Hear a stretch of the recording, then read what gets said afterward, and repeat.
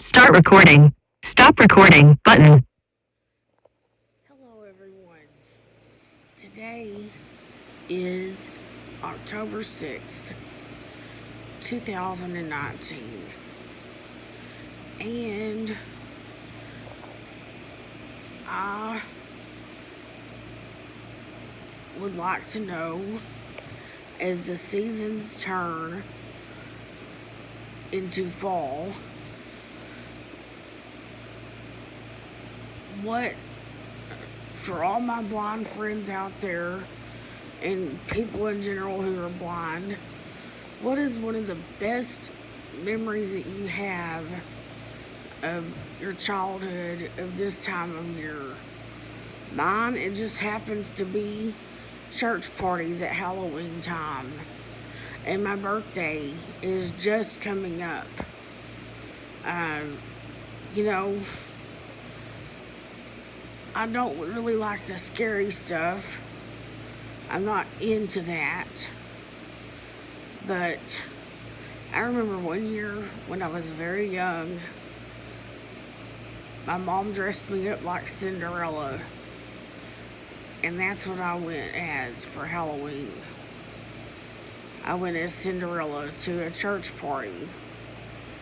And that year it just happened to be cold, wet, and nasty. In fact, I do believe it even started sleeting when we were coming back home. Yeah, I have so many fun memories as a kid of Halloween and just different things in general.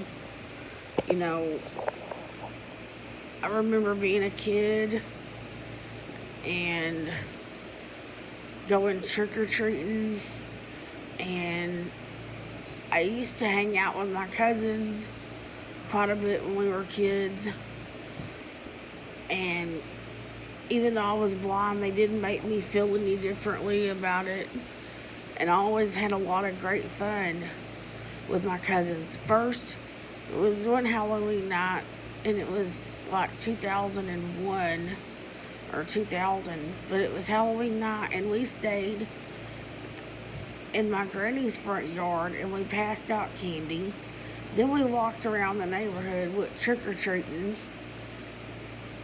and we had fun. Of course, it was all three of us, plus my aunt and my cousin, my other cousin. One of my cousins went as a lunch lady. Of all things, my aunt used to work in the West Mesquite cafeteria as a lunch lady for a short period of time. You know, everything these days, I'm trying not to, even though I'm facing another birthday in long-term care, another birthday that I will not be at home with my family. And this year, money is extra scarce because my mom and dad are working on the end goal of getting me out of here and back home. I do not know when. But I will be getting out of here and going home. But my mom, on the other hand, she's trying to get everything fixed for me to go so I can be back home with the rest of my family. But it's just so hard to look at the good when all I see is bad. My family and I were all chronically ill. And now that I'm bedbound or confined to a wheelchair, it's going to be a lot harder, which I hate. But my mom, she says she'd rather be dead than to not have me at home. So I'm saying to myself, if that means, and I've even told her, I told her earlier, I talked to her, I said, Mom, are you sure this is not too much for you? Are you sure that this is not too much on you? And she said, I don't give a damn what it is, I want you home. And I'm like, okay. Because I don't really want nothing to happen to my mom or my dad. And now my dad is all flustered because he just got a new wheelchair and he's about to have a wall-eyed fit because he gets frustrated because the newer wheelchairs have these safety features in place, and he gets aggravated. And I guess he's a daredevil and likes to live life on the edge, and that's not the way I see it. You need to be careful. I mean, it's frustrating to me nonetheless. I want my dad to be happy and healthy, and I want him to live the best quality of life that he can, even though he's sick. And I want what's best for all my family. But I'm frustrated because I can't be with my family. And my birthday's coming up. And so is Halloween. So now I face two holidays. No. 2 holidays this month. If I consider it my birthday and Halloween, those are 2 holidays. And then Thanksgiving and Christmas and New Year's, that's 5 holidays.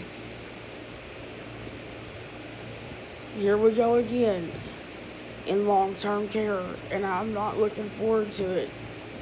Last year I was in the hospital on Christmas Day. I hope I'm not in the hospital, but I'm upset because I just want to be home with my family, and I don't know how else to put it. I know that God's in control, but it's hard for me, and I just want all of this to pass. I want God to help me get through this because I think that's the only way I can get through it. I don't see any other way around it. And the thing that hurts me the most is to hear about my dad crying over me and the things that I didn't do, crying because I'm here, crying because I'm not home. Well, he doesn't think it doesn't bother me. I'm the one living over here in this mess.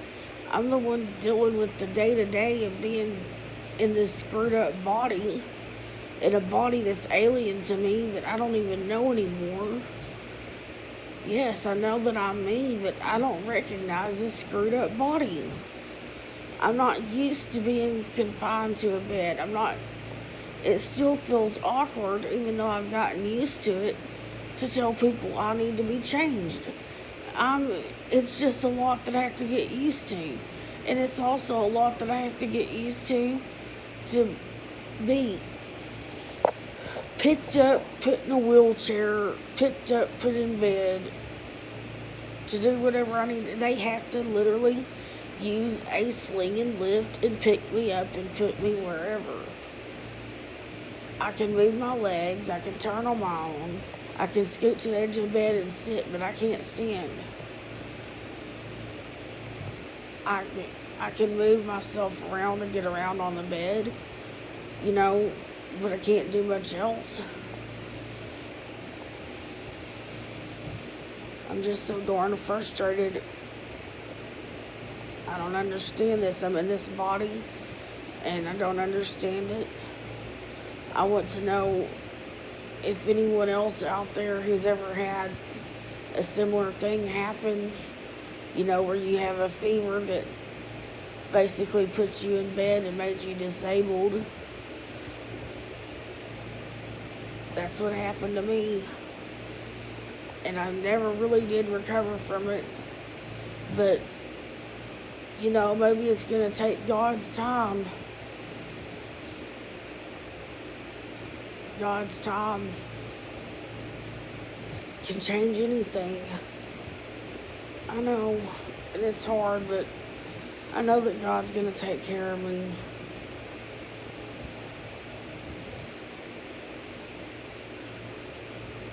And all the progress that we do on the house, it's just one step closer. One step closer to the finished product and the end goal. Anyway, God bless you all, and take care and have a blessed day. Stop recording button.